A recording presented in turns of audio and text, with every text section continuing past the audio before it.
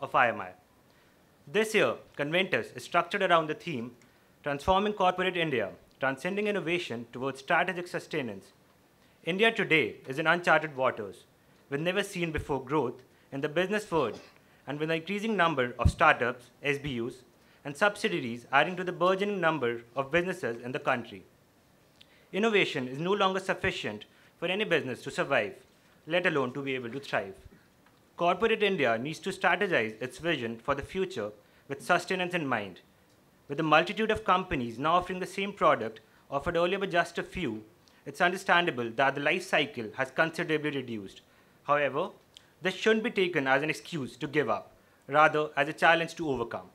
All that needs to be done is to strategize the corporate world in whichever way it suits businesses such that they transcend beyond innovation and enter into the realm of strategic sustenance.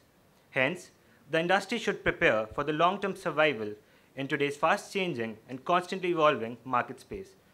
Before we proceed further into the session, let us have a look at the Conventus video.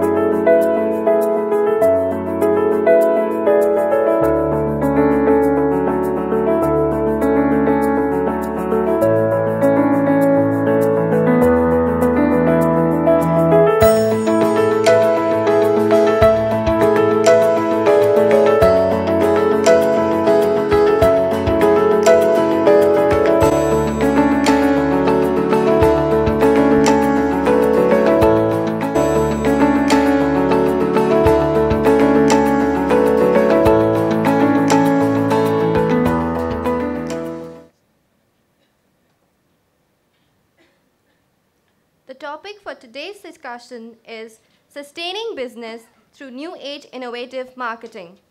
Emerging technologies, dynamic consumption patterns, and evolving buying patterns have changed global marketing landscape to herald the new chapter of the digital age.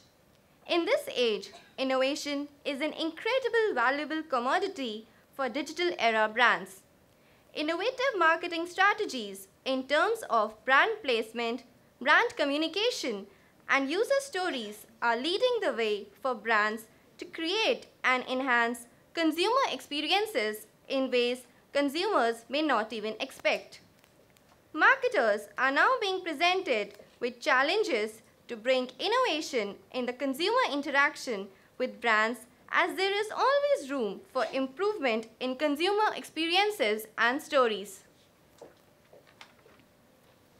Thus, in light of the main theme of Conventus 2016, the Marketing Club wishes to discuss the innovative new age marketing practices that influence a brand's marketing efforts and help in its sustenance. To give us more insights into this topic, we are honored to have amongst us five very eminent personalities: Mr. Rohit Dubey, Mr. Sachin Kapoor, Mr. Tarun Puri, Mr. Ravindra Sevak, and Mr. Divyang Bhardwaj.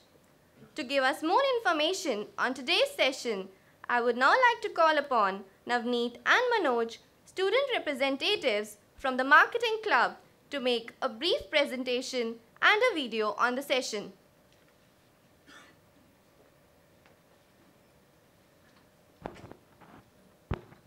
Thank you, Shubham and Anjuman.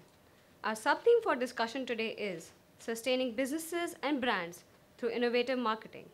We would like to start the introduction with a brief video.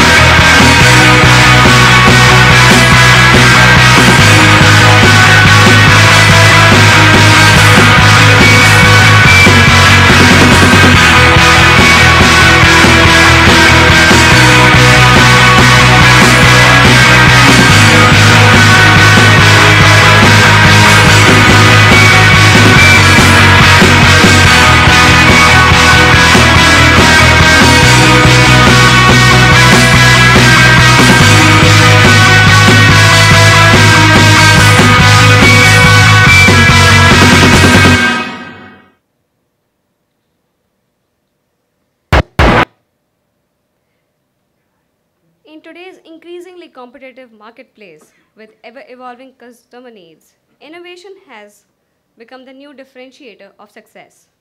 The quest for sustainability is already transforming the competitive landscape. Companies are now forced to change and adapt the way they think about products and the marketing strategy.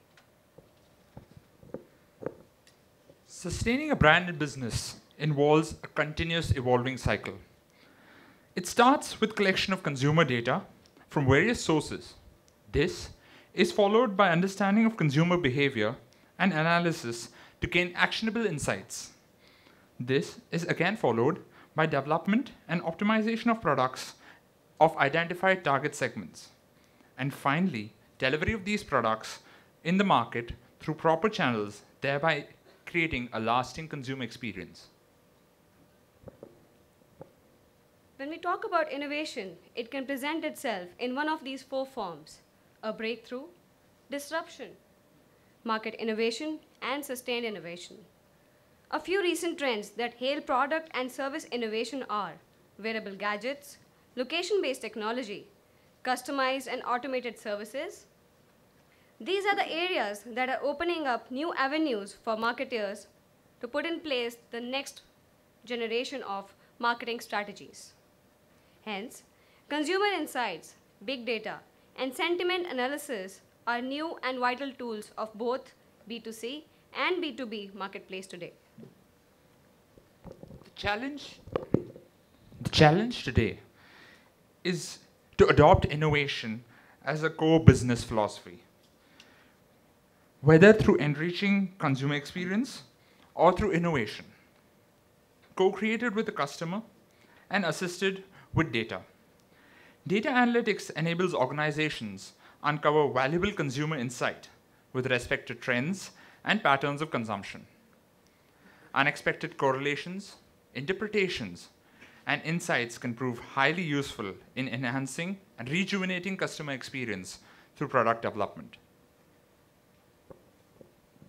As marketers move towards an amalgamation of digital and traditional activities, Channel innovations in terms of omni-channels as well as collaborative models have revolutionized and changed the way companies reach their end users. Some of the key elements of omni-channel user experience are consistency. Consumers expect a consistent and meaningful experience in every interaction with the brand. Availability. Consumers want to be able to choose when, where, and how they interact with your brand. Channel neutrality. This comes into play when consumers focus between touchpoints and they assume that they will see all data seamlessly synced on all platforms. Context optimization. This enables maximized value of omnichannel approach. It can offer opportunity to differentiate between yourself and enhance customer engagement by leveraging specific technological capabilities. And lastly, seamlessness. With omnichannel, the same basket data, inventory, promotions, consumer accounts, information, and purchase history should be available across all channels. Thus, omnichannel marketing is all about synergy between the channels that requires a holistic, real-time approach to the customer and provides a wholesome customer experience. Innovative practices influence and interact with a brand's marketing efforts to enable brands to stay relevant to their target segment. Firms and brands that resonate with their current and potential consumer base are the ones that are committed to staying relevant, engaged, and evolving. Surpassing expectations and surprising and delighting the customer are the only true routes to sustainability. The question of the hour is, are marketers ready to harness this innovation to redefine business milieu and create a true blue ocean strategy that spells unparalleled success and market leadership?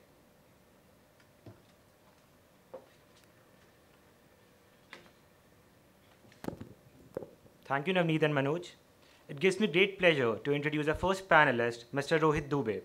Mr. Dubey is presently the Chief Marketing Officer at Valvoline Cummins Limited, India, Bangladesh, and Nepal. He has over 16 years of experience in sales and marketing.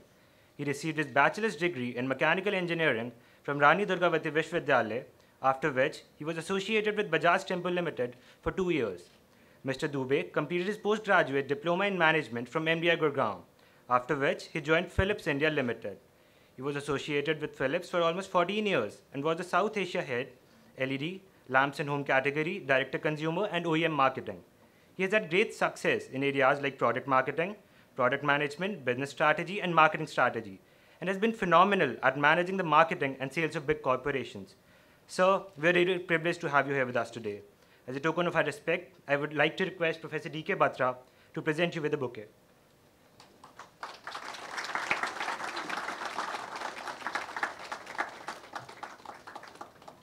We welcome you, sir. It gives me immense pleasure to introduce our next panelist, Mr. Sachin Kapoor, co-founder and Chief Marketing Officer, Nearby. Mr. Kapoor, Chief Marketing Officer at Nearby, has a strong career path in sales and marketing spanning a decade with reputed organizations in the media and online space. In his current role, he is spearheading the comprehensive sales and marketing strategy of Nearby. As the Chief Marketing Officer, he was heading marketing and alliances for Groupon in India and was tasked with building the brand and making it the most preferred destination to find the best things to do across a number of cities in the country. He also got acknowledged amongst the 50 most talented CMOs of India and bagged the Digital Marketer of the Year award in 2013 for the campaign most talked about, the Crazy Onion Deal. Starting his career as a trainee at the Times of India, Mr. Kapoor quickly built his career in corporate sales at Info Edge India Limited, an Indian online classifieds company in recruitment, matrimony, real estate, education, and related services. He managed brand building activities for all Info Edge brands and was also a key member of the team that launched brands like 99 Acres and Shiksha.com. He later took up the role of brand manager NaukriGulf.com, also under the Info Edge umbrella.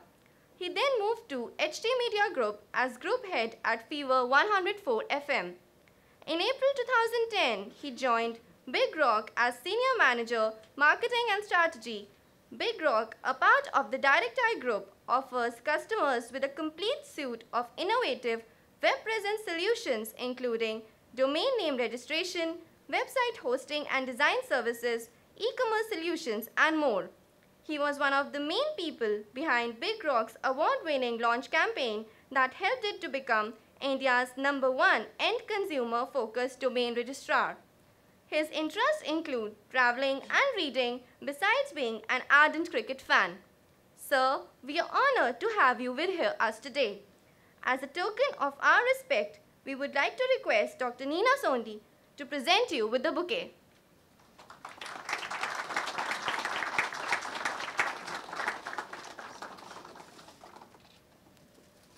We welcome you, sir.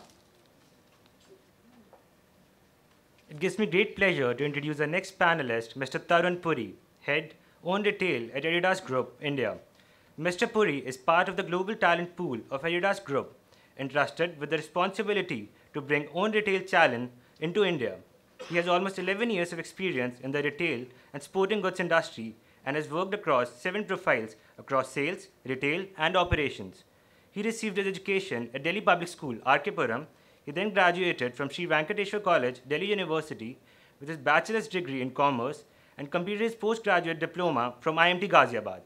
He has always taken up roles that are challenging and require continuous learning, innovation, and highest degrees of commitment. Sir, we're privileged to have you here with us today. As a token of our respect, I would request Professor Neena Sondhi to present you with a bouquet.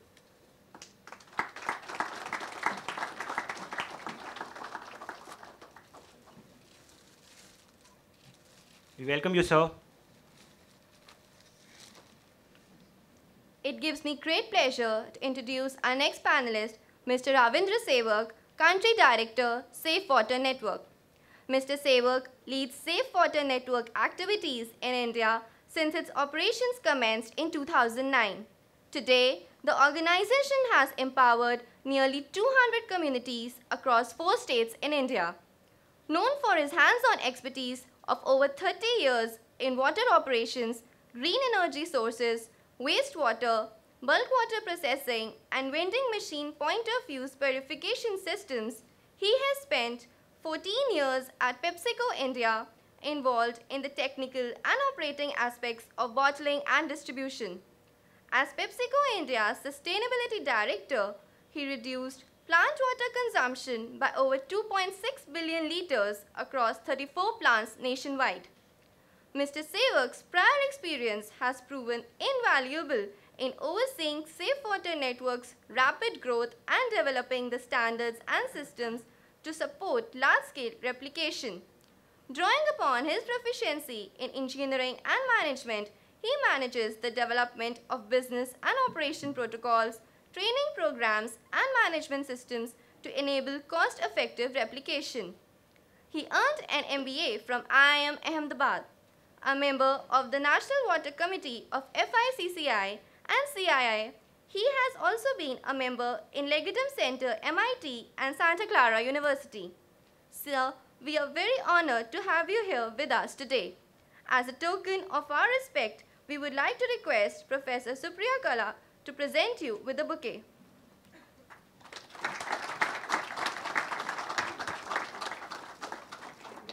We welcome you, sir.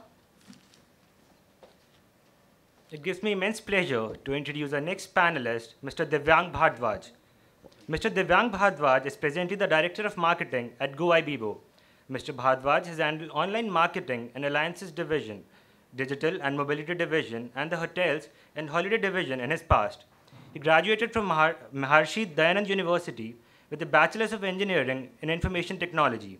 He has worked on brands among Fortune 500 companies and proved that digital marketing is the best marketing tool for integrated marketing, audience-to-consumer transition, and activation of brand communication to brand consumption. A strong believer in networking, learning and sharing the thoughts among the people, his self-motivated and entrepreneurial mindset has helped him in unfolding the word of digital marketing in an innovative manner. Sir, we're privileged to have you here with us today. As a token of our respect, I would like to request Professor Vijay Vancheshwar to present you with a bouquet.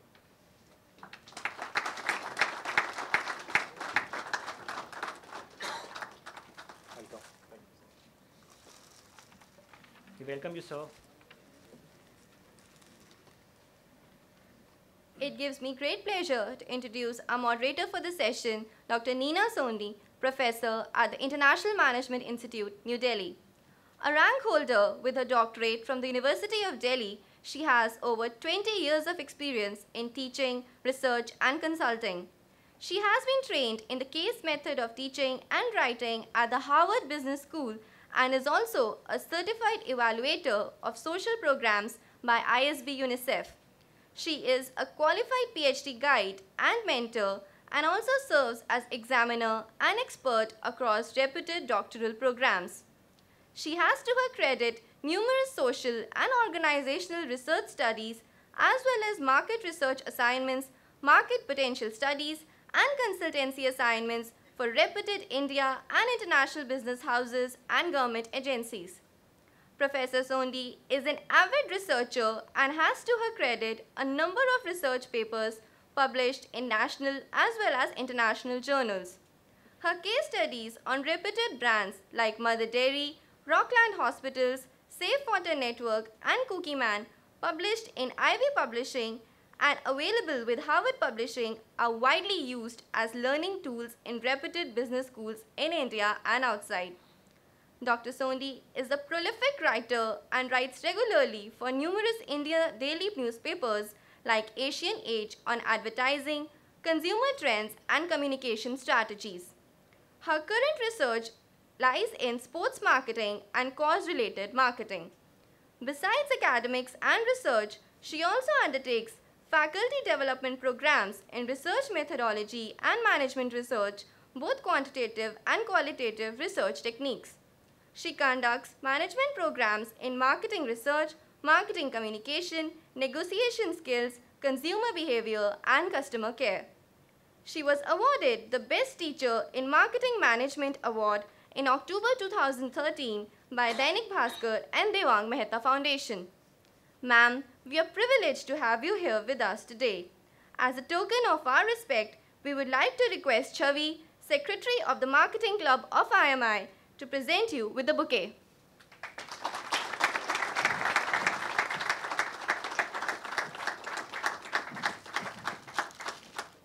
We welcome you, ma'am.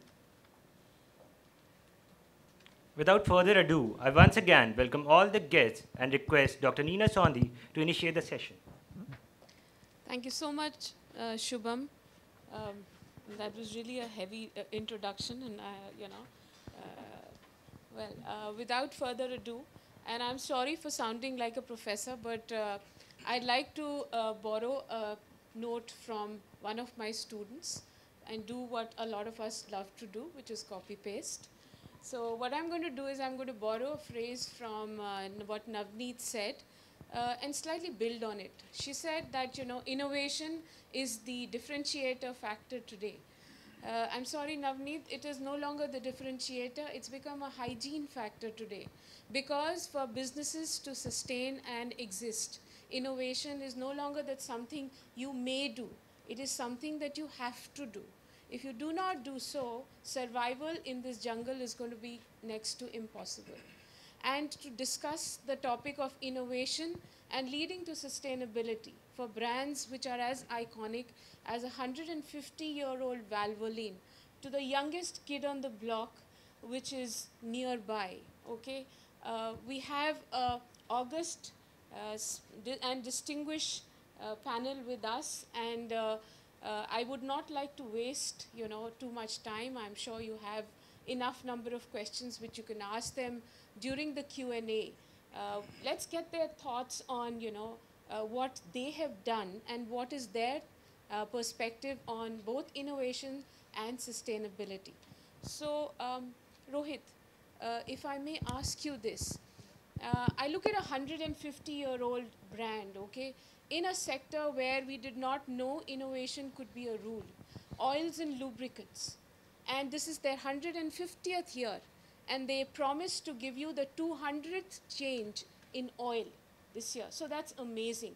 And in terms of innovation, there couldn't be a better commitment. So whether it was Dr. Ellis or it is the innovation team today, your promises to the customer, whether it's the end user or racing, or whether it is the army, the US Army, you cover the whole gamut, and they are proactive and not reactive.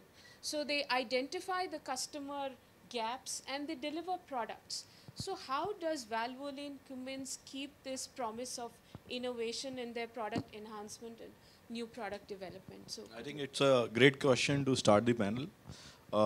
And this has been my learning, not only with Valvoline, but also with my previous organization, Philips. Both brands are, heritage brands. And the core to it is really stay absolutely close with your consumers. What I've learned is the core of the brand is consumer. And consumer centricity is lived day in, day out. And what consumer centricity means is basically that all functions of the organization primarily live, breathe, and act in line with the consumer needs. And then since market, as we are seeing now, and then there's a jargon to it, which is VUCA world, that it's very volatile, uncertain, and complex kind of scenario that we are seeing. And I'm sure experts are sitting here who are actually changing their strategies every hour, so to say. So we are also now seeing in a very established business like lubricants, where consumers are changing their preferences, and we are now looking at consumers again back to give us solutions. So we are working relentlessly with them in our R&D, across our development team, and closely working with marketing side to develop right propositions and serve them ahead of time so that we can profitably grow our brand. I think the core to me is really innovating, really living closely and linking your propositions with what consumers want, not only today, but also start working about what they will need tomorrow. And that's something on which you really need to do a lot of iterations and then really work on with them to develop that differentiating proposition. Wonderful, Rohit. Thank you so much for setting the right note. So you spoke about reacting to consumer preferences and customer centricity at the heart of innovation. And when I look at customer centricity, and before the session, I was talking to Sachin, and you spoke about the 1 year turmoil and the turbulence you faced when you moved from Groupon, and you evolved into a new avatar with Nearby and new promises to new customer bases. And when you do that, and this customer is spoiled for choice, always looking for novelty, needs new mechanisms to engage him, how do you manage this at Nearby? I mean, what is that, if I might call it, the differentiating factor? Thank you. So while we were Groupon, we were part of a global entity that had grown at an almost impossible pace. We still, to our credit, had the brand which was the fastest growing company ever. Groupon started in 2008 in Chicago, went on to IPO, the second largest tech IPO in the US after Google in 2011. In 2008, it started in a city. In 2011, it was in 48 countries with more than 12,000 employees and was the second largest IPO after Google on NASDAQ. When you grow at that pace, what you tend to forget or what you tend to compromise is a lot of basics because you're growing at a tearaway pace. You're just not following what is the regular, what is the copybook style of growth. We in India, when we came as Groupon, we were a late entrant, and we realized that other market players had kind of copied the Groupon model and built a very robust Indian business. It was very difficult, but in about 3 years' time, when we were running this business, we also realized that deals, which was our mainstay or which was our main focus, was also something that had taken up the Indian e-commerce fascination. So everybody from an Flipkart to an Amazon to Snapdeal, everybody had deals all over the place. To an extent that the Indian consumer as it is, as Indians, we are very trust deficient, right? We don't trust the rickshaw wala we meet. We don't trust the guy on the road. We don't trust anybody that easily, right? So we're trust deficient. So when everybody's saying 50% off, 70% off, 80% off, we tend to not believe these guys. And we realize that. So with Nearby, our thought process was that it's not going to be about deals only. It has to be about relevance. It has to be about intelligence. It has to be about simplicity. It has to be that simple that when you want to step out and do something, you know that I want to go out for a meal, you know that I want to go out, and that question arises in your head, says what to do. That is when Nearby has to step in. Whether you use it or you don't use it, that's different. But that's where we need to place. That's the itch that we need to scratch. And that was our basis of creating this brand. That was our basis of moving away from a giant, which was Groupon, which is still the largest deals player in the world, to creating something which is more need-based, which is more, which fulfills, or answers a particular question at a particular point of time. And then all our innovation, all our development, all our customer problems, we started out with that one proposition. So our internal mantra that we work on is start with the customer and work backwards. That's how we kind of look at it. I think it's pretty similar to what Rohit said, but yeah, it's in a slightly different context. If I can ask you one more question. So you spoke about one part of the customer, which is the end customer, and the other is the guy who you're going to get on board, who's also your customer. That is the merchant. Right. So what are the challenges you face, or what are the innovations you did for getting him on board? So from a merchant perspective, the person who gives us the offers that we display, it's very important that we solve a problem. If we only get them customers and we get them in large numbers because they're discounting their service, that's not a very sustainable model. Especially in the Nearby, sort of scenario, what we realized that no matter how big a merchant, no matter if it's a 5-star hotel, if it's a small restaurant, it's a spa, salon, they all have bad days. They all have lean times. So if we can capitalize on those lean times, we can really make a business out of this, because there are enough and more customers out there who are willing to pay half the price, and go to a Javed Habib to get a haircut, because it's nice to get a haircut at Javed Habib. And it's even better if you get it at 50% off. And it doesn't matter if you have to go there on a Tuesday afternoon, because Tuesday afternoon, Javed Habib is running empty and it's still incurring fixed costs. So that's how we innovated, and that's how we're getting to, that we are solving the merchant problem by actually giving him more business during lean hours. And the merchants are very happy to give us a discount. The merchants, the high-end merchants like the 5-star hotels, do not want to be out in the open offering discounts, because as it erodes their brand equity. So we give them discovery. So if you own a smartphone and you have the Nearby app and you fire it up at any place, you will see merchants that are offering discounts in a periphery of about 1.5-2 kilometers. And that is where none of the merchants have a problem giving a discount, because they know that there are relevant people in and around. I'm willing to give a 50% off, but I don't want to be out there in the market branded as a discounted sort of brand. So that's the strategy that helped us got a lot of merchants both offering discounts as well as kind of refeaturing themselves onto the platform. Great. Wonderful. So, you have an innovation at both ends, at the customer end and the consumer end. So Nearby has been able to, Sachin just told us that you've been able to identify what are the pain points in a customer's life. And so both in the customer and the consumer's life, and you've been able to encash it. That's the reason why it's a win-win for all the three groups, and a perfect exchange happened. Nearby is a success story, and we're really going to look forward to what's happening there. If I can move from, I know Tarun is not going to like it when I call him the offline brick and mortar, but I'd still like to tell you that, Adidas, and he heads own retail, and own retail, next year, 2017, is when we will see the first 100% retail, owned by Adidas out in the market. So it's going to change the way retailers and omni-channel, users look at businesses to deliver to the end user.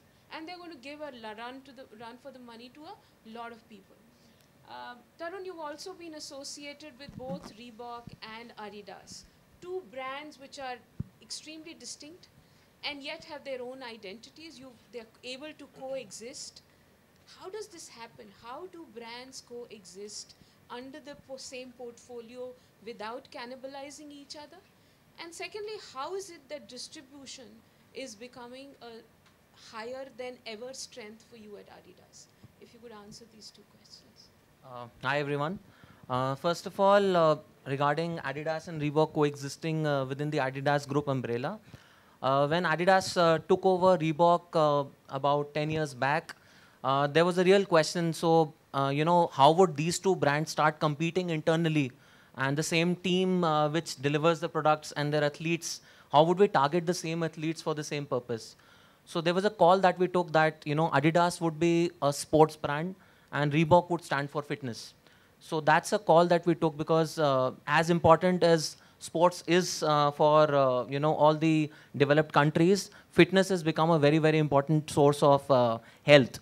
And with all the, issues which are coming up in the world, both sports and health need to coexist. So while Adidas concentrates on building the athletes who we see perform, represent the country, the Olympics is going on. That's a great way of showcasing how important athletes or sports are in our life, as well as fitness, which Reebok now represents in a true manner with its association with CrossFit, with the UFC, with Spartan races, which are developing across the country. So we've developed two special brands which focus entirely on the needs of the consumer, be it on the field or in the area of fitness. Coming to your second question regarding, can you repeat the? Yeah, so you're looking at, you're increasing your retail size. I think you're making it double this year. Yeah. Next year you're going into, your own retail where you just said that you're going to change the retail experience, which is your USP across the world. Yeah. But the Indians are going to look at retail in a new manner when you get this in. So how is it going to impact the retail space for us as consumers, for your competition, and for you per se? If you actually compare what companies like Adidas or other companies are doing across the world, they're doing big business because the kind of experience that a consumer gets when he touches a brand, either offline or online, is completely different from what we've experienced in India. As was mentioned by one of the panelists earlier, India is still a country which looks for deals or discounts or an offer, to buy a product which is international. We're still looking to save that 500 rupees or 1,000 rupees and say, why don't we take a product? It looks the same. But at the end, when it comes to the performance of an athlete and the gold medal is about 5 seconds away or about thousandths of a millisecond away, it doesn't matter what kind of money are you paying. So we need an environment in which we can inform our consumers of what is different between different products that we offer. Probably this is the time when in India, we don't want any salesman or salesperson to sell to you irrespective of your needs. There are many instances that you or your families or your family members would have gone to a store, asked for a specific need, but having been missold. It may be in the sports category, maybe in another category. We want that kind of environment to disappear from the country. And if India needs to reach the level that the developed nations have already reached, if we want to win, the 20 gold medals or the 25 gold medals, we need to start from, selling the right product to our budding athletes who might be a 10-year-old or a 12-year-old who walks with his parents into the store. If he is missold a running shoe and he's a running athlete, he might not be getting the right training to grow up into, representing the country. So we want that kind of an environment to be created in India. And we do hope to do that with Own Retail. We are focusing on omni-channel marketing as one of the key platforms to do it because we don't want to be bought in a different way online or offline. We want the consumers to experience the same Adidas or Reebok that they want to see and they see globally. It's not only online and offline, it's also about making the same experience which you get in a New York store or a London store in Delhi or Mumbai or Bangalore. So that's basically our strategy. Okay. Great, Tarun. So I'm going to come back to you on this because I'd like to know more about, when you were talking about omni-channel retailing in India. So your practices across the globe, you're getting them here and you're implementing them. You're doing, what is it that you're doing, really differently in the country or worldwide which makes Adidas still the legacy brand that it is? In terms of innovative practices, I mean, what would you identify as an innovative practice with your company? So first of all, with us, we don't do innovation for the sake of innovating. That's not the purpose that we believe in. Our innovation comes out from the needs and desires of our athletes. So what we aim to do is, for example, Lionel Messi, how he performs in soccer, or how a Virat Kohli performs on the on the cricket field. These are things that inspire the youth. So for us, the needs for innovation come from our athletes. So we are not innovating in a closed environment. We believe in an open source environment. We are, for example, for our fashion products, we are developing tie-ups with the real rappers or the fashion bloggers or the guys who know what fashion is all about. So it's not about a closed headquarters sitting a team of 10 people thinking, this is the next color of the shoe that I need to develop. They're actually involving the real players who are on the field, who, for them, it's like a 5-gram lighter t-shirt can make me go twice quicker on the field. So that's the kind of performance that the athletes are demanding from us. That kind of a light shoe which I can hit the ball not 500 meters, but I can hit it 550 meters. That's the kind of technology that is being demanded. And we believe that the products that come out of the needs of the real athletes are always better products for our budding athletes that come forward. So we are completely based on the needs of our consumers, and that's probably where we are focusing. Okay, wonderful. So co-creation with the experts and not experts who are, run-of-the-mill experts, but experts who are actually speaking the opinion leaders of the group that you cater to. Wonderful. C.K. Prahalad, Ravi, and what he spoke in his book is what Safe Water Network practices. I mean, when we look at 2009 and 2010, from a small village in Nizamapalli in Telangana to servicing 500,000, providing access to 500,000 customers across the country with the need, which is safe and clean drinking water, is an amazing story. And, a myth that all of us in this room have is that consumers at the bottom of the pyramid do not seek innovations. They do not adopt innovations. They will not buy a branded offering what is available free. And yet you change the metrics of the game. So how did Safe Water Network achieve this beyond the pipe? Can we get some insights beyond the classroom from you? You see, in rural space, most of the people who go and provide the services believe that they'll take whatever is given. With my background, I thought I should give them the best there is. What I can drink, my daughters can drink. They should also have a brand. And that brand should be synonymous with quality, affordability, and yet very high availability. So we created a brand, IGEL. We created the local infrastructure which was owned and operated by local youth, women, or community groups. So it's a small organization able to do large work with the help of social entrepreneurs in each and every location. That also gets us the benefit of more and more consumers. Because when you have, say, 145 safe water stations, and from there are 522 livelihoods which are going on, each one of them is your marketing agent. The 20 liters of RO water is given at 5 rupees, which is probably cheaper than this 200 ml bottle. And the quality is matching with this. So the issue with the villagers is that they don't see reliability in any of these operations who come. They are Mr. Ayaram and Gayaram. But if we have set up something in 2010, even till today, it operates with less than 1% downtime, and we track it. We do remote monitoring. We have also provided innovations like RFID cards to users to get their advance payment and then usage as and when the time happens. We have used very large marketing firms like Dialogue Factory to build marketing programs, whether Aizawl सुनहरा कल अच्छा रहेगा या आइजल स्वस्थ कल अच्छा रहेगा. उसमें पाया कि सुनहरा कल से they cannot relate to water, so स्वस्थ कल अच्छा रहेगा. कई बार dropouts हुए, so we took help of Dr. Neena Sondhi to find out what happened. And from then on, this we did about 4 or 5 years ago, and we found that they wanted convenience. And we provided convenience by home deliveries. Today, 42% of our volumes come by home delivery, albeit at higher cost, but it is convenience to them. There are retailers who are associated with us, and there is uniform quality experiences all across.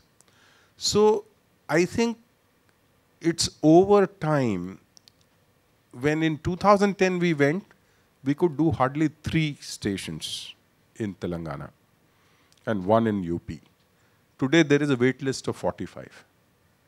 Because now there is demand, because they have seen other brands, other people who come in and go. Their reliability is not there. In our case, once we are there forever, and we are providing the affordable option, which is financially sustainable, and we use marketing intelligence, the data. I have almost not the 40,000 households, but at least 15 or 20% of them on RFID, so I know their usage pattern. I know what's the seasonality. So from there, can we evolve an informed decision on what should be done with the 100% of them. So I think it's a mix of all these things that we have been able to get constant growths. And year on year, if there is a gross level with additional stations, we have been every year over 100%. But even if we see the same station growth, meaning how do they operate, even that has gone between say 14 to about 26% over last 6 or 7 years. Because we track it both ways, same station growth as well as this. I hope that brings in some. So amazing, Ravi. I mean, innovation and then sustainability and breaking a lot of myths. So great success story and doing something which is, good for the society. So it works both ways. I would like to add, Dr. Saab, one more thing. Our chairman, who holds 34 years record of New York Stock Exchange of quarter-on-quarter profit, Josh Weston, he told one thing, that your consumers are not your consumers, but they are your patrons. Why? Because they use their daily water from your source. And you have to partner with them. So at many locations where we found the local entrepreneurs wielding their muscle, I'll overcharge, I'll not give them water, I'll do this. The consumers used to come back and not allow him to do that. Even in places like UP, he may be local goon, but the 500 consumers, when they come and surround him and say, you can do. And what is the ethos of Safe Water Network and brand iGel? That should be followed on affordability and accessibility and inclusive access to all. And that works. They are not really consumers, they are our patrons and our partners. So co-creation, empowerment is what you spoke about. Tarun also spoke about co-creation with the athletes. And Go Ibibo, okay, a brand that actually speaking, I'm sorry, came out of nowhere when there were existing big-time players like Make My Trip and Clear Trip. I mean, they were generic. And you have this brand, 2015's best brand out of 250 brands. It holds a hackathon where you as consumers get onto it and co-create and create travel solutions. So Go Ibibo is a very surprising and a very interesting success story, which, currently engages everything that we teach in class, So it really goes beyond the classroom. What, Devyang, is the success mantra at your Go IBBO according to you? Thank you so much, ma'am. This is a very, very good question. When you are getting into one category where there are a lot of players already doing probably best of their work, but Rohit has mentioned in his discussion, and then Tarun has mentioned two things, very, very core communications coming out of their learnings, that you need to learn from consumer. And then Ravi sir has mentioned that they are not consumer literally. They are the people who are actually teaching you every day how to build one business. And this is what GoIBIBO strongly believes in one theory that, and Sachin has mentioned that we need to solve consumer problem, regardless whether this is a consumer side story or a supplier side story who is merchant for them. So we as an organization or as a business strongly believe that we need to learn from consumer, we need to address their problem, we need to solve their problems. While couple of people were already building businesses, but while you grow, what Tarun has mentioned, or probably Sachin has mentioned, when you basically grow at a faster scale, you forget your basics. And for us in any internet business, the basic is the consumer. You should not leave them behind because they are the one who will basically create a network effect. Network effect is nothing but 10 consumer, 10 happy consumer will get me 100 more consumer on platform. So it's not media, YouTube or Facebook or any TV channel where you can actually spread your money and get the consumer on board. It is the consumer who is actually doing advocacy for your brand and getting more consumer for internet businesses. Ravi sir is little hesitant to make a transaction online because he has a traditional way of buying. But now brands are more accessible to consumer. They are listening to them. And the brands who are listening to the consumer more, they are growing faster at scale. So that's what we have actually differentiated in the last couple of years, that we need to understand our consumer. We need to learn from them. We need to be in an open business in terms of getting our business adaptable as per consumer. And you basically do everything on real time at a faster scale and a speed so that you are ahead of your competitor. So that's what, so speed of execution rather than innovation, creating a convenience, learn from consumer and do things right. Yeah. So, when we look at across the board, customer seems to be the driving force. I mean, that's what you learned in books, and that's what all of you are practicing.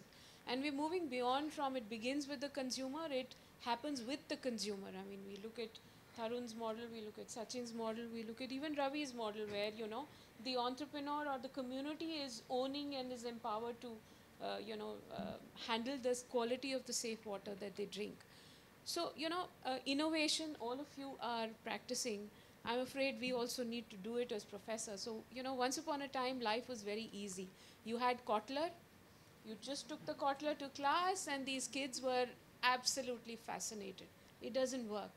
Every day, every chapter of Kotler is getting defeated. I mean, if you teach them an X conceptual framework, it's gone because you guys have changed the way consumers react to objects and they buy objects, so Ravi might be a laggard, but the rest of us are all online. Yeah. So things are happening at a pace where, we are not able to catch up. So if that is the case, and we are constantly innovating, even as professors who are supposed to be in a relatively stable environment, what, according to this august body, in the function of marketing and maybe your sector per se, is that key change which you see, and you realize that, for example, a simple change, and one of my students spoke about case studies. Yesterday, the case study I read was 40 pages. These people have a shorter attention span. So the case study has to be limited to 10 pages. So I have to adopt to the consumer needs. So similarly, what are the changes or the trends that you observe besides the customer and besides your competition, to which we as marketers need to react, and you preferably, particularly in your sector, need to react to? If you could, anybody, or would you like to do it? So just to share, what's happening in lubricant industry. So you talked about 150 years of heritage of this brand. So the first automotive which rolled out in US was having Valvoline. And if I ask anyone here, the latest automotive wave that you are hearing in newspapers, probably, most of you guys will talk about Tesla, right? So across these brands, there's Valvoline in it. So if we are able to do that, the only thing which, comes around is really looking at innovation from the eyes of where the market is moving. And that only happens when we start really thinking about them much ahead in curve. So for example, in our business, where it's not only in B2C, but also large leg is in B2B as well. So most of the automobile companies are basically our customers. So what we do is we really work closely with them when they are thinking about their innovation cycles. So for example, if today Tata Motors is thinking about some great innovation to come in a commercial vehicle space, which will hit market, say, after 2 years, we are working with them. So one of our partners is Cummins. Cummins provides, say, for example, engines to them. So we work along with Cummins, along with Tata Motor, to create that, a differentiated trinity. And therefore, when that product will hit as a final product in the marketplace, we'll work with them to create differentiator for them. So it's not only about, creating differentiation for me, really ensuring and stepping our game to create differentiators for my partner, customers, and therefore thinking ahead of time and really doing that extra bit always. I think there are a number of things that I'm adding here, but that's what the essence of challenge is today. That you have to really stay ahead of the curve, and you have to always be on your toes. And that's the challenge as a marketer. I'm sure my colleagues on the dais would, concur me with that. And today, things are changing every second, irrespective of segment that you are, heading marketing in, irrespective of that, because consumers, as you all are consumers, are changing your needs, right? Or are changing your perceptions, or changing your choices. And that's happening with us as well. So I think the core is to really think ahead and work with your consumers, customers, to help them win in their lives. It's really thinking about that and taking right actions there. Great, Rohit. So we all need to be wizards, right? And have a crystal ball ready so that you can see what's going to happen in the future.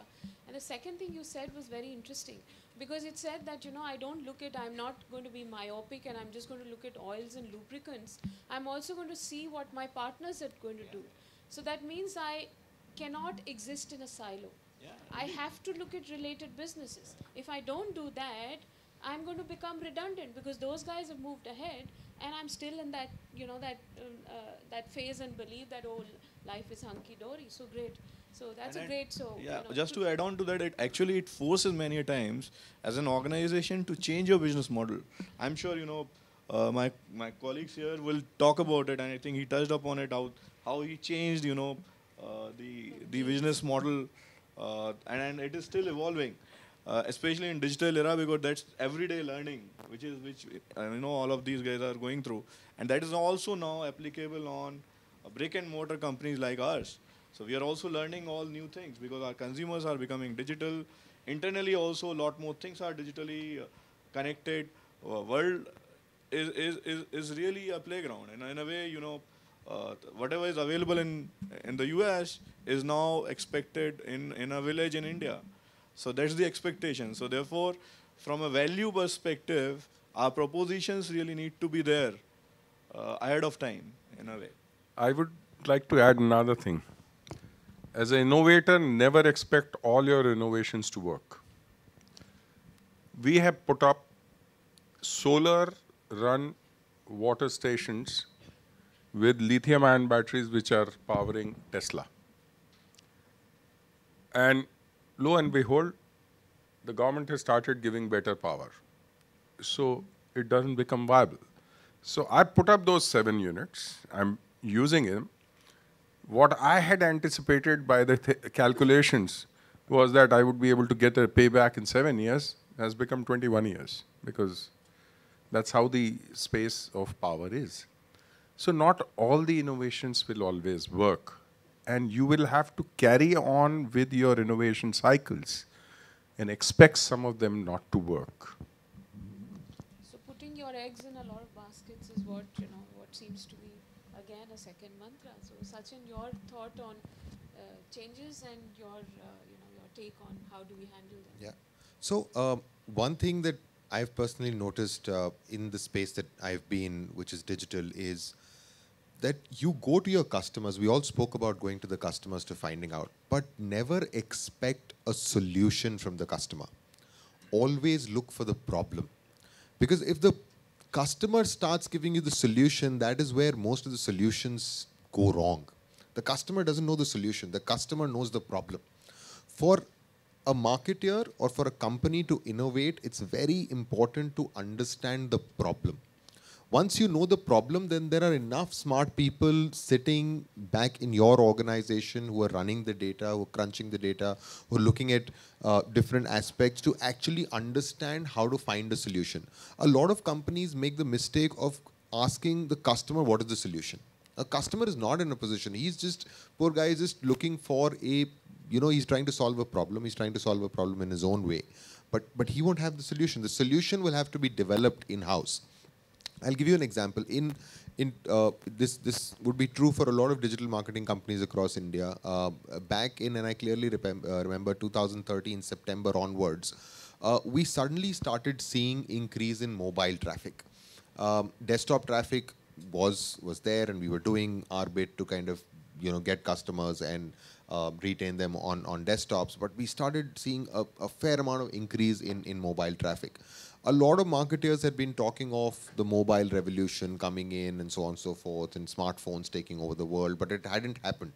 From 2010, 2011, all marketing conclaves in India abroad said mobile is the next big thing, but it never happened. Never people saw transactions happening, money being transacted on mobiles. But in 2013, it started happening. And suddenly, in a span of 1 quarter, we saw 25% of our business move from desktop to mobile, and we were not ready.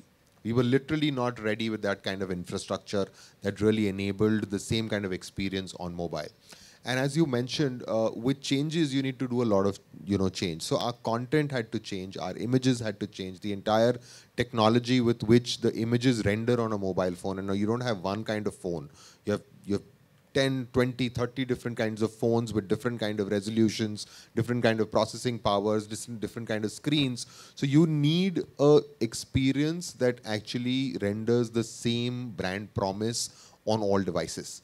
Now that suddenly became important in 2013, and then technology, you had to get guys to train themselves, build on it, get it from, do a lot of experimentation. Sometimes it failed, sometimes it didn't. But now there's a state in 2016 that almost 60% of our business and 80% of our traffic comes from mobile devices. And it's only going to kind of go up. So that's an example of, how suddenly consumers' habits, preferences change, but the answer lies in finding a solution yourself, just getting the problem statement from the customer. Great. Reminds me of one of my favorite characters, one of the favorite, famous marketing professors, Theodore Levitt. We always love to quote his marketing myopia. So he said that, the consumer doesn't want a 3-inch drill. He wants a 3-inch hole.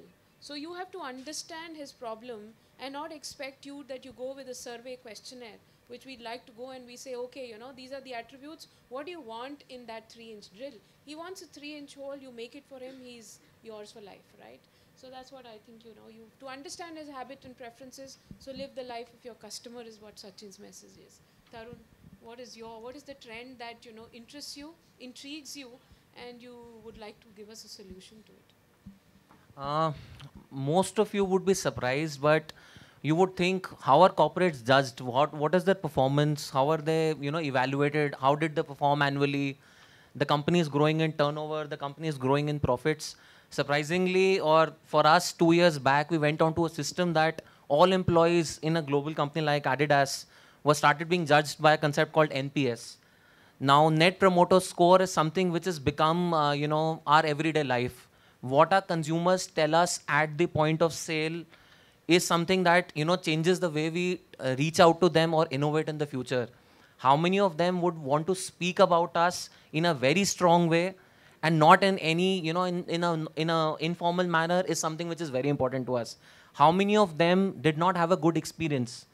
So we, as a company, have started believing in that the consumer always tells us the symptoms of the problem. While we may have different products to offer, it's very, very tough in this, you know, in this developing online world, because ours is a product which you need to experience to wear.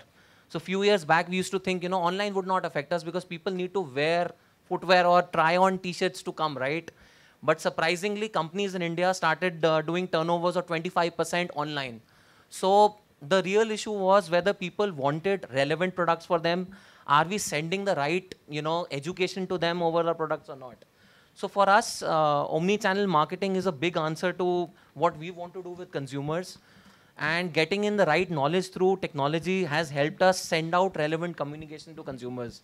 And that, I believe, is going to be the way we want to focus in the future. So to a player who plays soccer on the field, we would want to send more knowledge than the knowledge of a product. It's not about selling your product to him, but about telling him how can he be better on the field. So nowadays, consumer is not only looking for coming to you, buying a product and going away. He's saying, how are you enriching my life as a sports person? So for us, it's become very, very important to get connected to the consumer wherever he may be. Maybe on his Facebook, whether he's just doing casually or he clicks on an athlete, what does he do next? What is his search pattern? So these are things which we are researching, and this is still in the evolution. If I say we have become experts in this, or I can write a case study on it 2 years hence, I don't think it happens. Most of the case studies happen, and the company, for example, if you read that Apple did a very, very strong season, and as a, you know, as an institute to read about it after 2 years, it may be that Apple has lost that market share by that season that you're reading it. So it's all about, you know, living close to the consumer, and they will give you the symptoms, as I say. Wonderful. So, you know, again, changing the rules of the game. Once upon a time, customer relationship management, which is my colleague's area of expertise, was, you know, something which was limited to maybe services. But, you know, today, even a brand like Adidas needs to worry because, as Devyang said, it's 10 customers who are going to lead another 100. And on online space, it's 10 to 280. That's what statistics say. So, you know, it means that we need to be better connected. And point of research is not going to be in an R&D cell at one point in your organization. Point of research is at the point of sales, which is, again, very interesting. Another trend. Ravi, your take on changes and how do we address them? Actually, changes are there, and we have to constantly, being a very small organization, keep on addressing those. People want anytime water, ATMs. People want different paying mechanisms. People want to experiment with various delivery mechanisms, with various packaging options. Luckily for us, our water is heavy, and this was not realized till such time a price was put. So before we went in, 95% of the water was fetched by women, and today almost 83% men come and buy it because water is priced probably, and second, our cans are not something which very easily fit on to the head, so they have to be brought on a bicycle. So initially, I was told by my colleagues that, you see, the packaging probably will be deterrent to many buyers. But what we found that women sitting at home took the decision and sent their 18-year-old boy or a husband on a bicycle. And when we asked, are you missing out on this experience of buying yourself, etc., they said, we are not interested. We are happy somebody else doing our work for us. So I believe that we need to try and keep understanding what are the aspirations or the requirements of the consumer and address those pain points. And again, at the cost of repetition, some of them will work, some of them will not. And we will talk about those which work, because we are marketers, we want to look good. But experience comes from also what didn't work well. And you also, that's what is the good marketer would see that, okay, last time this didn't happen well. So let's find out why and then look at the solutions so that next time you do not repeat the same mistake or spend on organizational resources. So identifying gaps Yeah. and maybe looking at, so breaking your own myths. I mean, once upon a time, you thought that the ladies would be happy going and catching up on gossip and picking up the water. Well, life has changed. They want to stay at home and, enjoy whatever, maybe the soap on the local television. So if changes have happened and we do not react to those changes, again, we're going to be becoming irrelevant. But decision maker is woman, so you have to reach out to them. So how do you do it? So you have female change agent in the village who goes to the house to house. You use Asha, Anganwadi, or the school teacher, or Anganwadi teacher, or whatever, so that you are able to communicate with them even though they are not coming to point of collection. And that is where you need to innovate how to reach out to them. And once when we had a sports competition among various villages, you see the participation was the best. The kids were there, women were there, women were doing rasakashi and they were very happy to do so. And that is the place where they associate good health, good water and all those. So you need to also create opportunities for them to interact with the brand and feel that this is something different from what they have experienced in their lives as a brand user. So your take, Devyang, on any changes that are of relevance to us as marketers, and we need to revisit our old foggy concepts, if I might call them, and your sector per se. Yeah, so I'll take one step back. So Neena ma'am recommended that convenience is the problem of your business, and that contributed 42% market size of their business.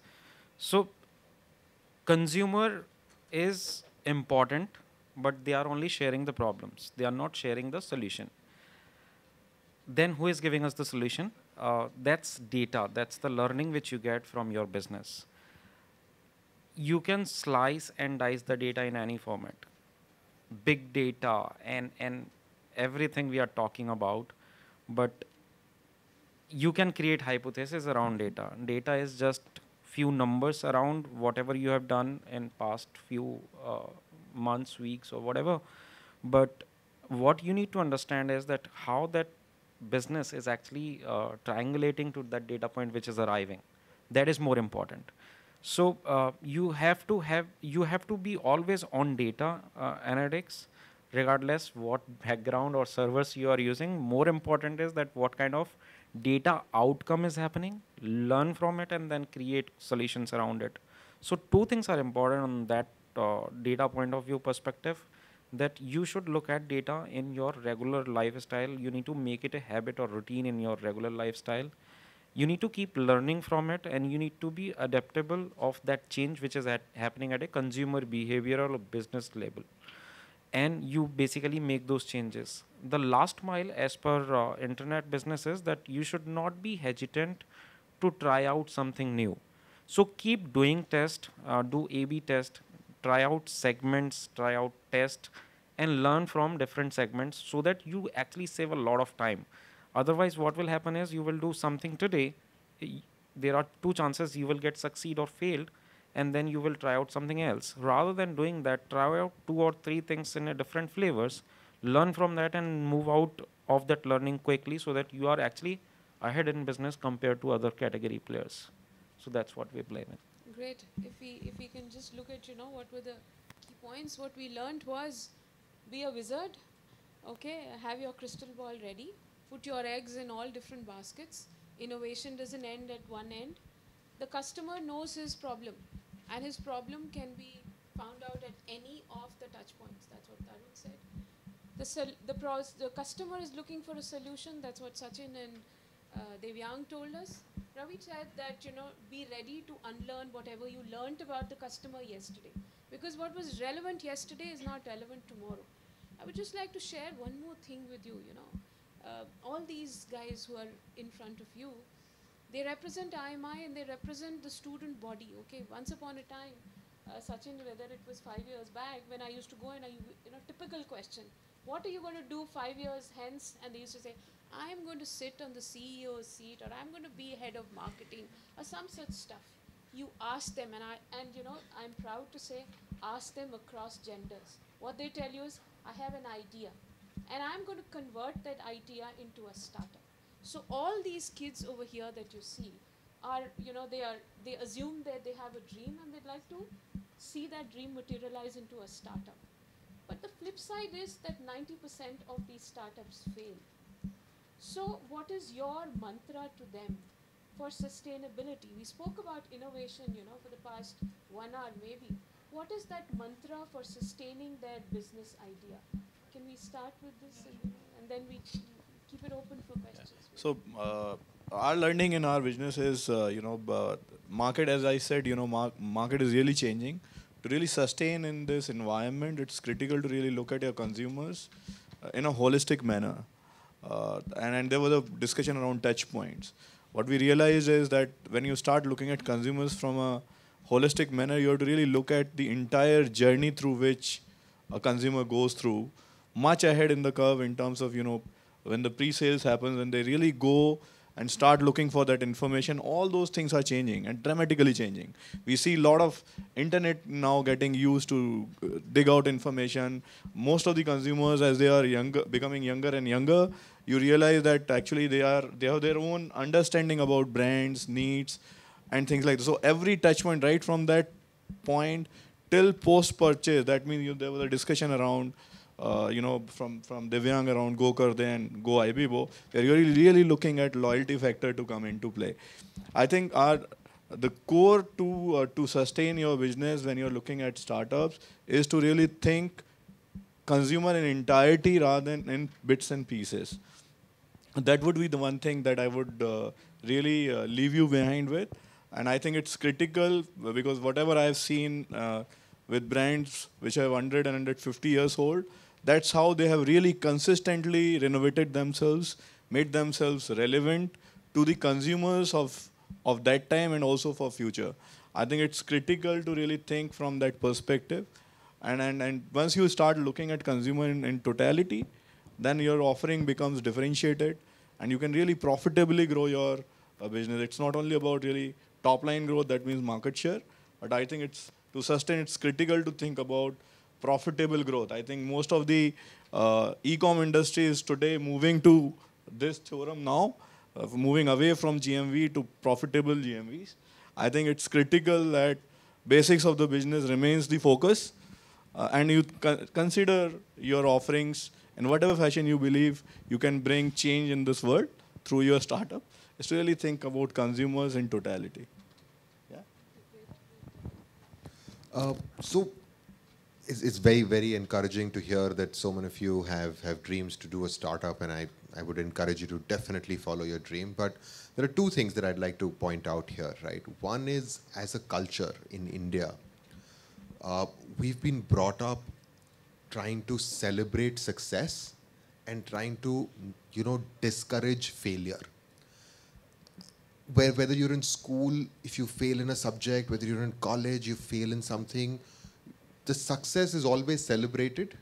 Example is, PV Sindhu and, all the wrestlers who are now being celebrated. But had they not succeeded, had India not won a medal, you look at the same press, they would have destroyed these guys, literally destroyed their, confidence, saying that they don't do anything, they're not world standard athletes and so on and so forth. Now the press is celebrating their success, right? We don't celebrate failure.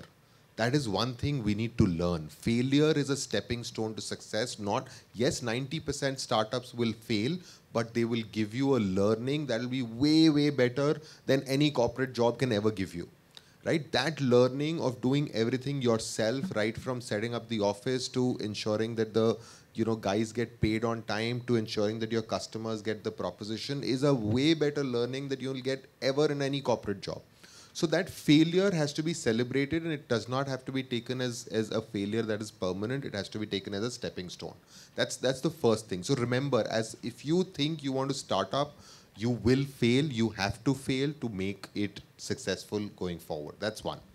The second point is, we all have ideas, right? We all get ideas when we wake up. You know, we're going for a walk in the morning, or we're talking to friends. We all get ideas. And we all want to start up, and we all feel that, oh, you know, this idea is going to be successful, that idea is going to be successful. And there are there are conversations, you know what, when you find a business that's done on an idea, it's like, you know, mera ye idea 2 mahine pehle tha. I told you about it. This guy started, he made it easy money. No, it's not. Get into an idea. There are only 3 P's that I look at, right? One is pain. Does it pain you that there is a problem? It has to really pain you. If you feel that there is a pain point that bothers you day in and day out, you see a problem that really bothers you day in, day out, that is the startup idea you need to go after. Because if it's not a pain point that you're out there to solve, it'll probably not be a customer proposition. And it really has to pain you. It need not be about, you know, just anything, any problem solving. Or you can put up a paratha stall opposite your college. That's also a business idea. But if there is a pain point, that you don't get quality parathas outside IMI, then that's definitely a pain point. It's a business idea. All business idea need not be tech enabled. They can be grassroots businesses as well. The second thing is, it has to be your passion. Because if it's not your passion, you will work, and, you know, after a point of time, if you don't succeed, you will give up. But if it's your passion, it will never feel like work. You will give more than 100%, you will give 24 hours, you'll give your family time, you'll give your weekends, you will not have a life, but if it's your passion, you will enjoy doing that. A lot of people come to me and tell me that, you know, in startups, we don't have work-life balance. And I tell them that if this is not your life, then don't do the startup. Because this has to be your life. There is nothing called family life, there is nothing, this is life. Till the time you've got your startup is like your baby, till the time the baby learns to walk on its own, there is no other life besides this startup, right? So it has to be your passion. And the third thing is the pleasure.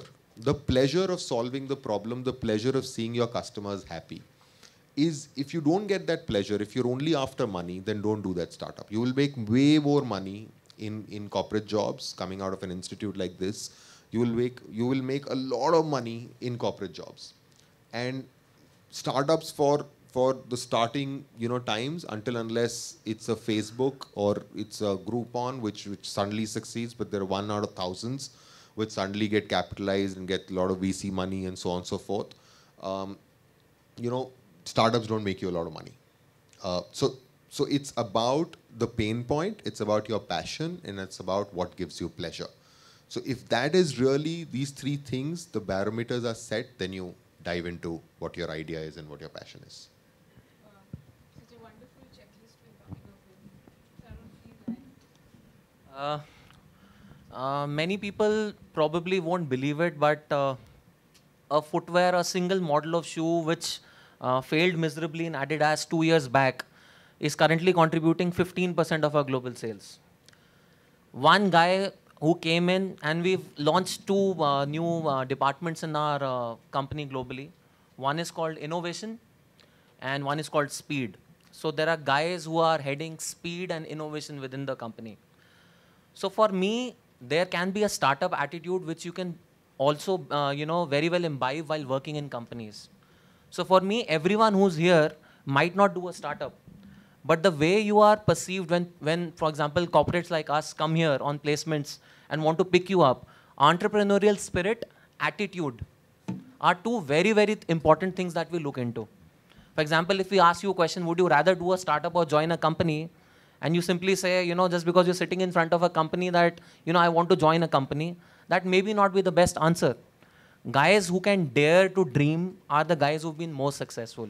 While we should not be blinded by, you know, examples of Steve Jobs or, you know, someone who really did very well, failed in between and came back, but that attitude of coming back, of thinking of something which can be successful is very important. So for me, a startup is basically an attitude that you need to have. It is obviously a very good idea which needs to be sustainable. as rightly said, it needs to pain you. To be honest, within companies also, those ideas are appreciated which can raise an eyebrow. Otherwise, 8 to 10% growth is something any employee can contribute to a company. Any employee who probably comes forward with an idea and suddenly says, I will bring a failed footwear model and bring it up to the most successful footwear shoe, which might increase the share prices of the company by 30%, is the guy who will be recognized throughout his life. So I think attitude towards a startup, it may be a startup company or it may be an established company, the spirit to take a risk is very, very critical. And you will stand out of a crowd if you are the guy who takes the risk or you are the guy who leads the experiments. So that's my message for everyone. So an attitude to take risks. My simple take after having almost 30 years of experience of running independent businesses, that businesses do not shut down because of profitability or idea or consumers. They shut down because you don't have cash flows. So it's so important that you keep your arithmetic intact. You know where the money is coming, where is it going, what are the inflows and outflows, so that you can survive. You can decide not to take your monies, fine. But you should know how much time will you give to this dream. And we teach that to each entrepreneur who comes on board with us. So there is a full entrepreneurial training imparted to a 8th fail or a 10th pass individual in a village. And that's important. We run each route profitability, we run each, rather cash flows of each station always. So that we know what makes them tick the next month. And if one payment is out for any of the operators, we follow it up to ensure that each person is paid in the value chain. Because then only can everybody be committed. For startups, you need to also have funders. So I think it's where you graduate from. There's a A-class institution, but there is also funders who fund a certain institution. My daughter coming from Stanford, she says that we select the donor or the funder. We do not take money from everybody. So you have to start succeeding to have people queuing up here to fund your future generations of students. And a few examples are sufficient. You don't need to be in Silicon Valley or Bangalore. You can do it here. Don't need to do only digital, as he's saying. You can do it in any space. Be committed and keep your feet on the ground and pursue your dreams.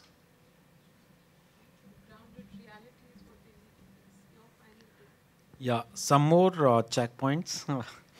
So idea is not important. The important is how well you can execute this or better than somebody else. That is more important. Second important thing is that you need to team up with better people. A startup is not me. It's not about I. It's about we can build it. So it's like we 4 friends are actually starting this together, and my 3 other friends are actually handling these 3 different divisions of my company, or I'm handling one division of our company. So has to be accompanied with good or better people than yourself. And you focus basically on execution, and you need to be very, very patient if you want to basically get the success out of the startup. Because failure will come on your way, but that will make you more stronger if you are patient. And then you will move forward and will get succeed. So those 3-4 checkpoints. Wonderful. So the right attitude, the ability to look at the customer in his totality, to have a business idea which is, Sachin says, has the 3 P's, which are beyond the 4 P's that we teach you, which is pain point, passion, and pleasure.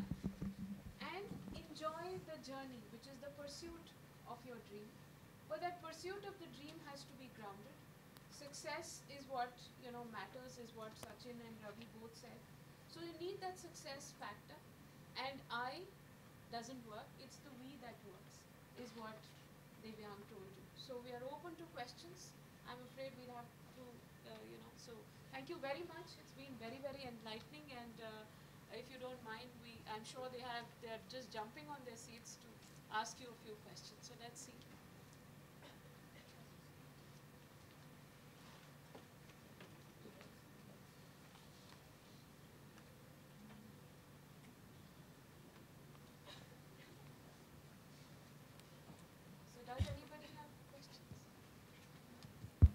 Good afternoon, panel. So my question is to Mr. Tarun Puri. Sir, congratulations on being being a part of such a big brand. So my question is, in a country like India, where your brand is very famous, everyone knows about the brand, everyone wants Adidas shoe, but there's no demand as such because people cannot really afford it. When I see, a person who's going to a college and wants to show off the brand, he would not go to the Adidas store to buy a shoe for 4,000 rupees. He would rather buy it from Sarojini Nagar or, Gafar Market for 400 bucks and would be satisfied because it looks exactly similar. So how do you target those customers who want the product, but the demand cannot be created because they can probably not afford it or are too conservative to buy it? Thank you. And definitely I'm proud to be a part of Adidas. How much does a gold class experience for a family cost? Are you aware? You must be going for movies. A lot of you must be going for movies. For a family of 4, if you enter a mall, right from the parking that you pay, to the movie that you enter, to the snacks that you have, to the lunch or to the casual shopping that your sister or your brother or your mother wants to do. Usually it's mothers and sisters, in my case. It costs you much more than a shoe which will last you a year. So to be honest, in this country, it's about getting that and that knowledge to the consumer of how a relevant shoe for your need helps you. I'm sad to mention there are so many women in India who face knee problems when they turn old. I think in our families you would see people who become inactive by the age of 50 or 60. And they get they are into lifestyle diseases and all. To be honest, this is the price that you need to pay for a world-class product. Yes, we are not at a stage that we can tell a consumer who just comes in and says, I like that red shoe or the yellow shoe. It's about asking a consumer to come in and say, I'm very dedicated to running. It's something that I am very passionate about and I want my health to improve because I run every day. Can you give me a shoe which will make me last that much longer in the field of athletics? And to be honest, own retail is something that we want to bring that education from. We cannot, from our franchisees that run our stores, it's a business model for them. I get an X margin, I give a Y margin. And for them, they might not want to serve every one of you who's sitting over here.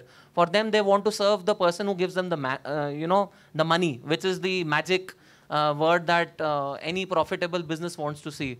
So for us, it is about getting this education across that 4,000 or 10,000 rupees that you spend, which lasts you an year of fitness or sporting, in which your body gets more fitter, your health problems reduce, is going to be the biggest challenge. Latest innovation that we've launched in marketing, because this is a forum for marketing, is called the Uprising. The latest campaign has gone on Facebook, which says go offline. While many of my co-panelists might not require, love that phrase, but we are telling people to go offline and actually start hitting the sports field or the track field, which people who are probably teaching us used to do when they were as young as us.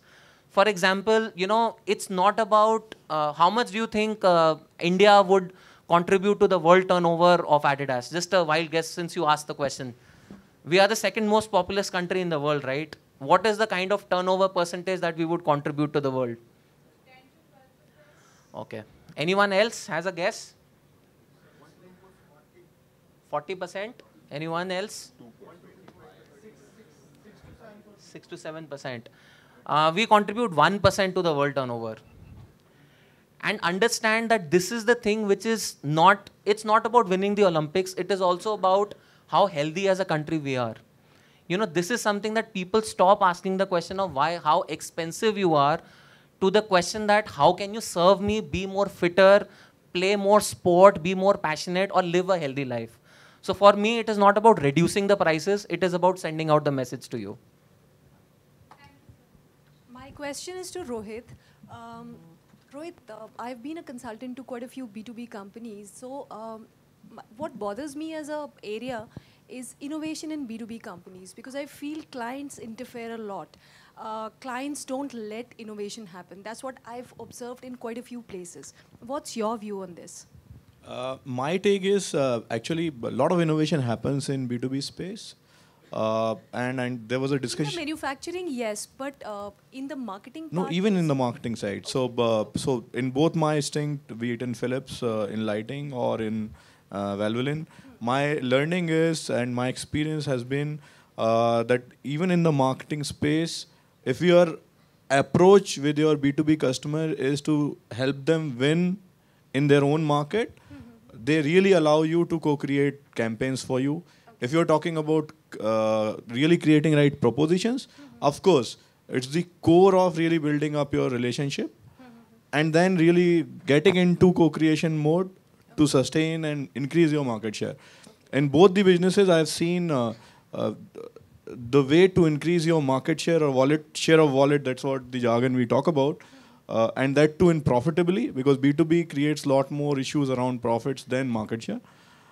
The only way is to really co-create with them and help them win in their own markets.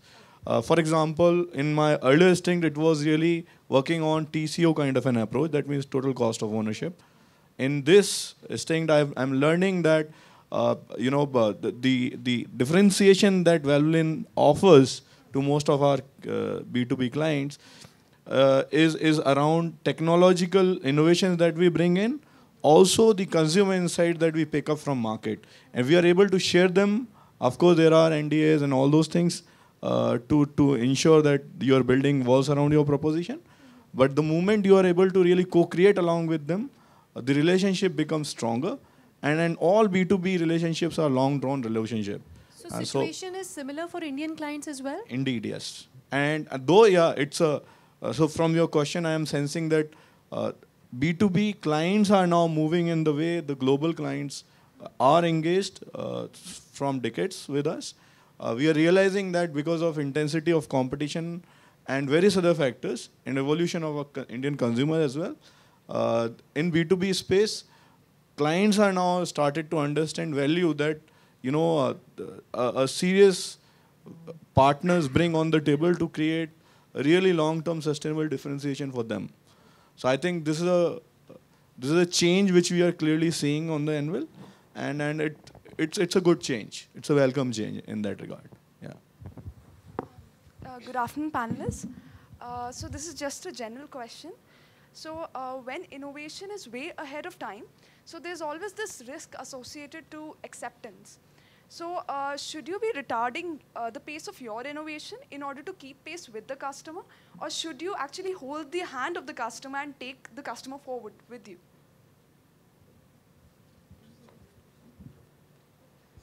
So I think that very interesting question. There are a lot of products that come that people feel, oh, this is ahead of its times, right?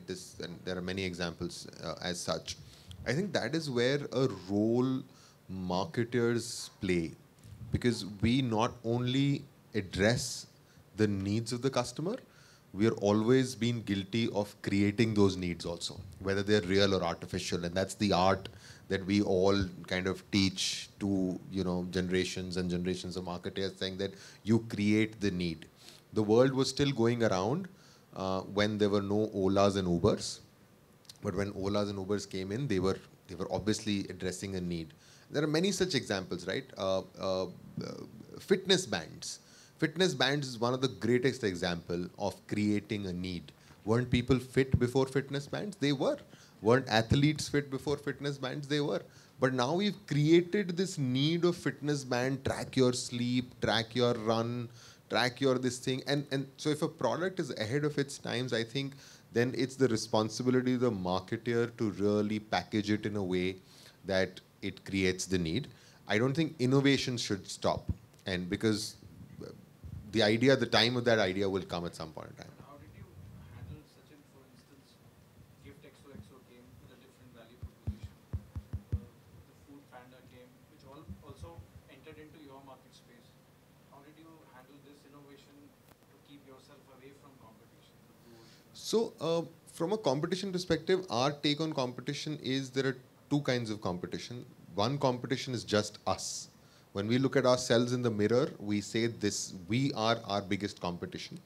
And some competition actually distracts you. When they start doing things, when they start over discounting or when they start advertising, pumping in a lot of money. Yes, you need to be smart about it.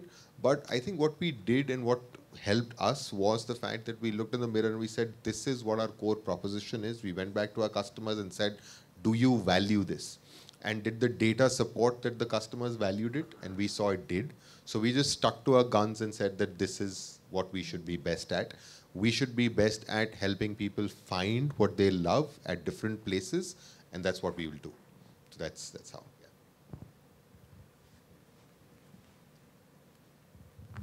Good afternoon. My name is Siddhant, and my question is to Mr. Rohit. I would just like to understand how does the innovation help you to beat competition as Valvoline is dealing in Indian market and the neighboring countries? So for example, for the same context, the way Valvoline is in its journey of increasing share in India, we are right now more from a business perspective, right, moving from B2B plus heavy commercial vehicles to a consumer kind of a business. And in that journey, we are realizing that the role of influencer is very, very critical. In Indian context, if I talk about from a lubricant perspective, especially in automotive business, the main influencer is mechanic as well as retailer. So when you reach out to, say, 100 consumers, 83% of them actually rely on these guys to help them make the right choice of lubricant. So therefore, it becomes important from a brand perspective to engage them in a way which really brings value to you and it helps you increase your share. So the entire approach of influencer marketing is very, very different from the way we do business in, say, US. US is not too much influencer-led. So what we have done there is we have got our own oil fill stations, which are owned by us, and we are directly in touch with consumers there. So we have got our own database, and therefore the entire direct marketing approach is predominantly adopted in the US market. So just to give you answer, in the same context of the business, the way market behaves, our business model and tactics or approach or strategies of marketing also differs a lot. I have a question to Tarun. Hi, Tarun. What Adidas what Adidas is doing is pretty similar to what Apple is doing worldwide, as in investing a lot on the retail showrooms. You're also doing that, but I'm failing to understand why so much excitement about offline when there is ample excitement about online right now. I understand that there is sustenance that you need in offline, but excitement about offline, I need to understand a little better. Thank you. See, the biggest experiences that you remember are physical experiences. You might go on a website or you might go on a mobile app and you might experience something very good. But when you're actually on, outside on a family visit or you're yourself gone to buy a product, the way you talk to, it's also about physical touch. When you touch a product, that's when the product actually gets connected to you. To be honest, every footwear company or apparel company in the world can start talking about 25 benefits of their footwear on an online website. But it's also when you go physically, you try out a product in the showroom and you compare 4 products side by side. That is the thing that you want to experience. And we are not focusing only on offline. So that's a wrong perception. Even in our brick and mortar stores, we are one of the leading companies to introduce omni-channel experience.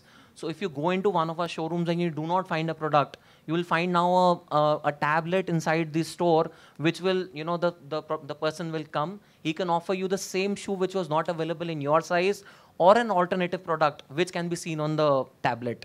So our eventual target is that whoever wants to buy an Adidas product can look at it at the same way on a mobile app. There are people who are sitting inside our stores and browsing side by side and asking us, you know, Asics has launched this shoe, Nike has launched this shoe, why should we buy your shoe? And there are forums that they're discussing that this is the product that I bought. And after he goes there, he posts on Facebook that this is the product that I bought.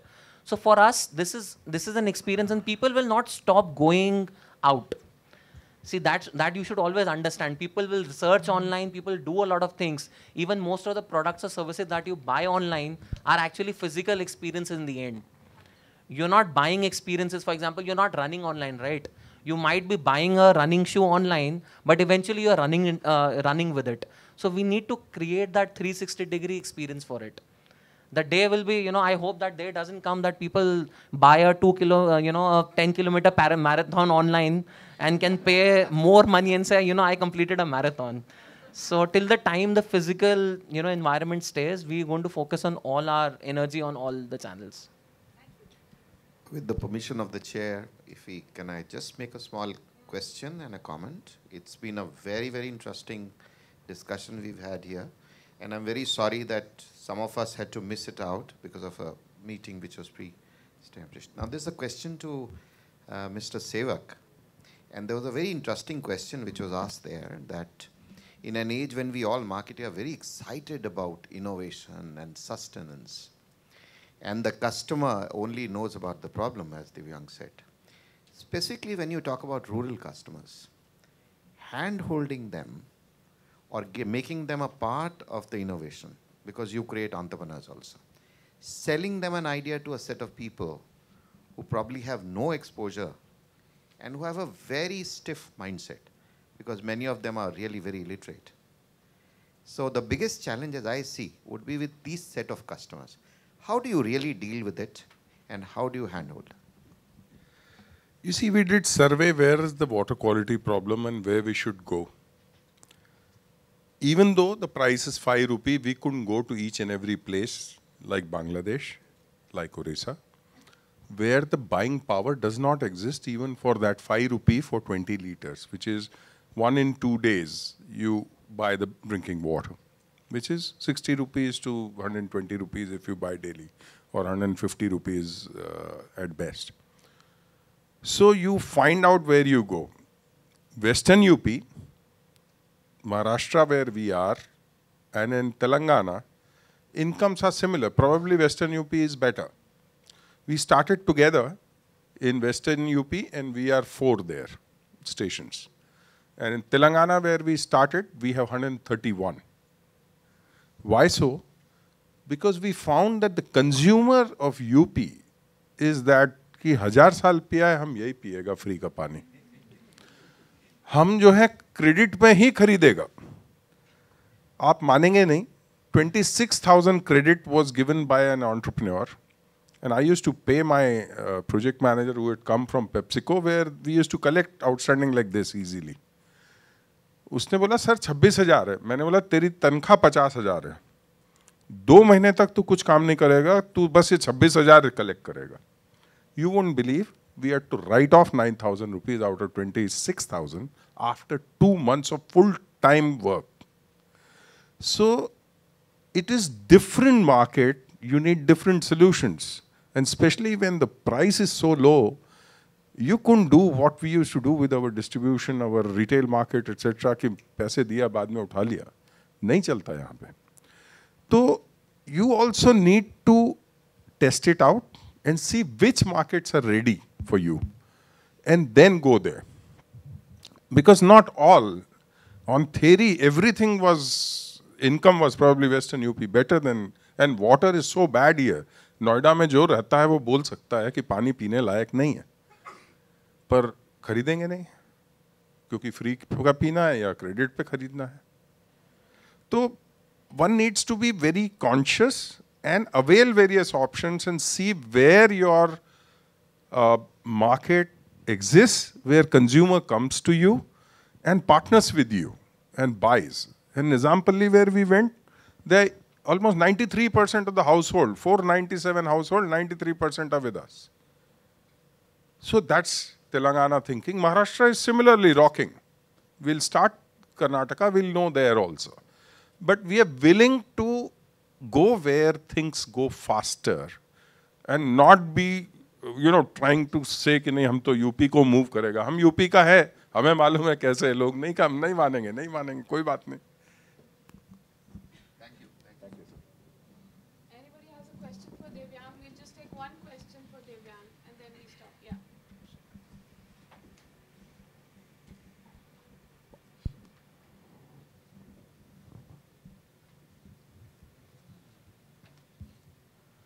Morning, sir. This is Yajwendra this side. Sir, you talked about networking effect wherein 10 good customers reach out to 100 another customers. This sounds good as long as this word of mouth is good. But it has a flip side also. I mean, if it is a bad word of mouth, then it is intimidating. So how Go Ibibo deals with it? Okay, so positive, actually 10 positive customer will get you 100, but 10 negative customer will take away 1,000. So that doesn't work in the same fashion. So, and while Tarun talked about NPS score, that's what any internet company follows, that whatever is the NPS score of any company will have a better survival rule in the business. So, how do we handle it is that we are most of the time accessible to consumer. We are accessible on social platforms. We are accessible on calls. And we don't take only that route. We go and slice the data. So if you are traveling today, I'll be more accessible to you compared to the people who will be traveling 1 month down the line. So that segmentation we have done, we make ourselves accessible. We listen to customer. We get into the ground reality whether customer has genuinely faced the problem or if it is so most of the time customer has faced the problem, but some of the time customer will basically overrule anything. So we need to do some kind of checks and balances there, and we actually push ourselves and our supplier who is actually servicing that customer. So that's how we handle it. We ensure that most of the complaints are solved. If you will look at our new brand campaign, we are talking about Go Time Guarantee, which ensures that if you are canceling a ticket for hotel or flight, we will refund your money. We will basically process your money within an hour. Because in travel space, when consumer is planning their travel, they are canceling, they are actually traveling, planning their next travel, they need immediate money back.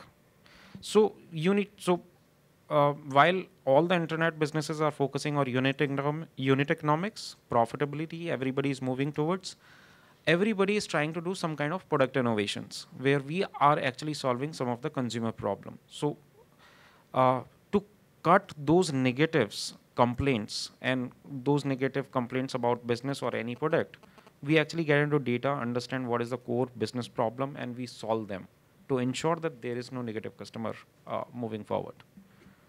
Yeah.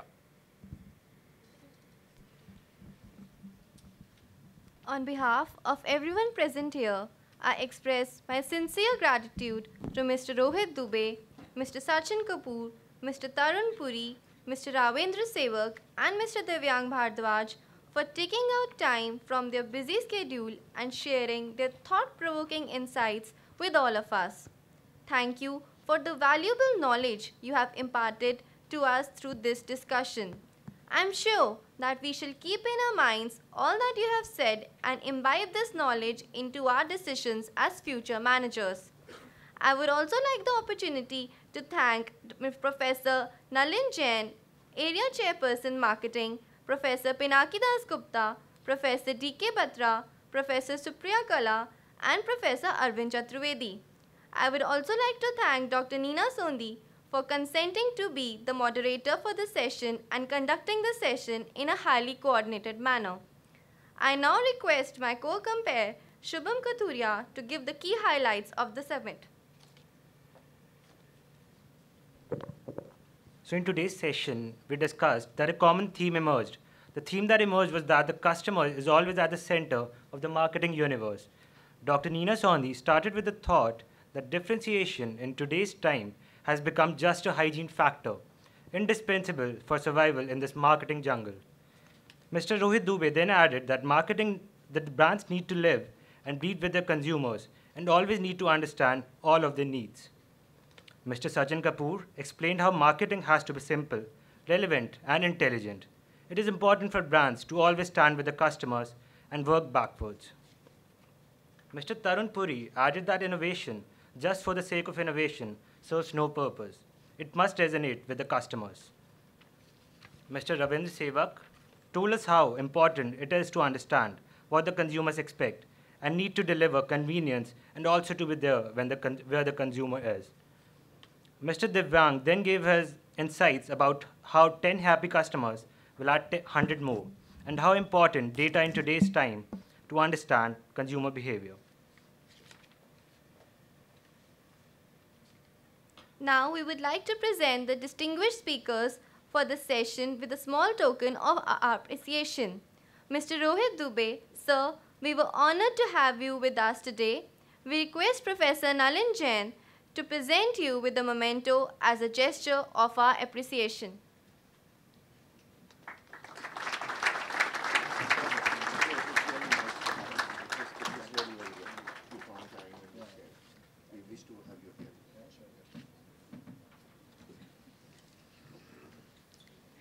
Mr. Sachin Kapoor, sir, we were privileged to have you with us today.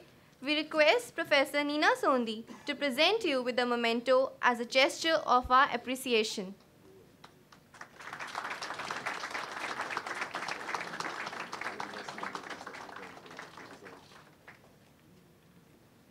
Mr. Tarun Puri, sir, we were honored to have you with us today. We request Professor Neena Sondi to present you with a memento as a gesture of our appreciation.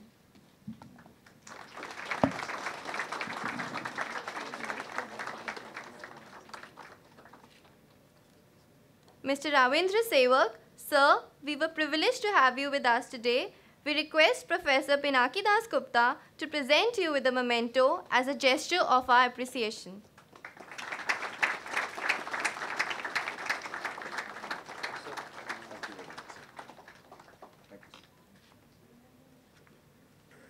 Mr. Divyang Bhardwaj, sir, we were honored to have you with us today. We request Professor D.K. Batra to present you with a memento as a gesture of our appreciation.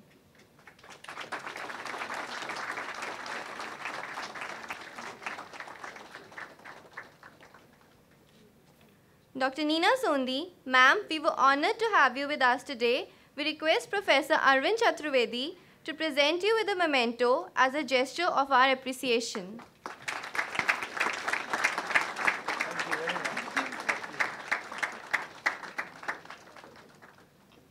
We are now passing the mugs and markers. We request all of you to sign them as a token of a memoir.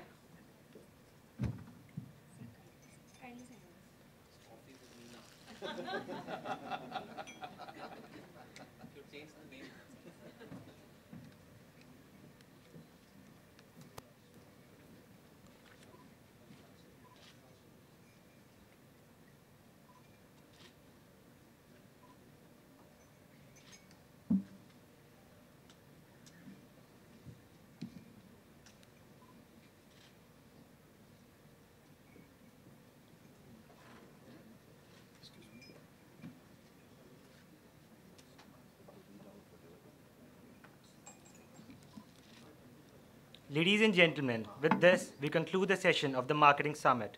We're sure that the session has been very enlightening for each and every one of you present here. On behalf of the Marketing Club of IMI, I would like to take this opportunity to commend all the guests, participants, speakers, professors, students, and staff of IMI for making the session an unparalleled success, as well as the media persons for covering the event. We would also like to thank our sponsors for helping us in this endeavor. Our sponsors are co-sponsor RP Sanjeev Goenka Group, powered by Panasonic Smartphones, partners, nutrition partner IndiaGate, food partners Pat and Harry and Burger.in, beverage partner Hector Beverages, website partner Acuity Software Private Limited, other sponsors American Express, CAT-B, Respite Holdings, Safe Pocket Money, NTPC, Allahabad Bank, Punjab National Bank, and Pizza Hut. Thank you all. We request the guests to proceed to the lobby area for snacks and refreshments. Students are requested to please stay back.